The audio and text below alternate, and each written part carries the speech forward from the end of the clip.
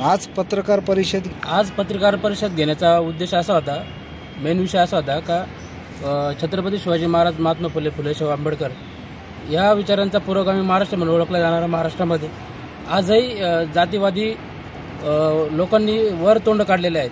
आज सामाजिक चळवळीत काम करत असताना, आंबेडकर चळवळीमध्ये काम करत असताना काही क्षेत्रामध्ये बऱ्याच प्रमाणात भ्रष्टाचार, गैरव्यवहार चालू असतात.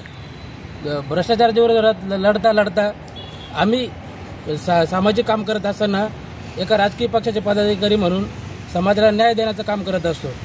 समाजाचा न्याय देत असताना काही गोष्टींना सामोरं जावं लागतं. समाजात काम करताना आम्ही ह्या जातीचे त्या जातीचे असल्यामुळे आमचं खच्चीकरण होत असतं. गेल्या 2 महिन्यापूर्वी असाच एक प्रकार सरकारवाडा पोलीस स्टेशनमध्ये घडलेला आहे. 2 महिने झाले गुन्हा घडलेला आहे. ॲट्रॉसिटी मार्फत गुन्हा घडलेला आहे. एक नाशिकमधील नामांकित शिक्षण संस्था आहे. त्या शिक्षण संस्थेतला एक कर्मचारी आहे, विलास दिगंबर पगार म्हणून. त्या कर्मचाऱ्याचा आणि माझा गेली 3 वर्षापासून संबंध आहे, चांगले संबंध आहे. पण काही कारणास्तव त्यांच्यात आणि माझ्यात गैरसमज झाला आणि त्यांनी मला जातीवरून शिवीगाळ केली.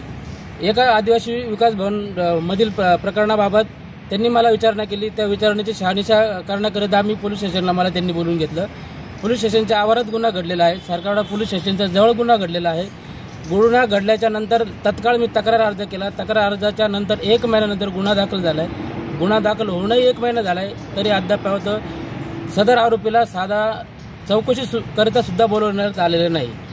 गेली 2 महिन्यामध्ये सदर आरोपीकडनं मला वेळोवेळी धमकी देण्यात आलेले, माझा पाठलाग करण्यात येत आहे, मला जाणून बुजून त्रास देत आहेत हे लोक.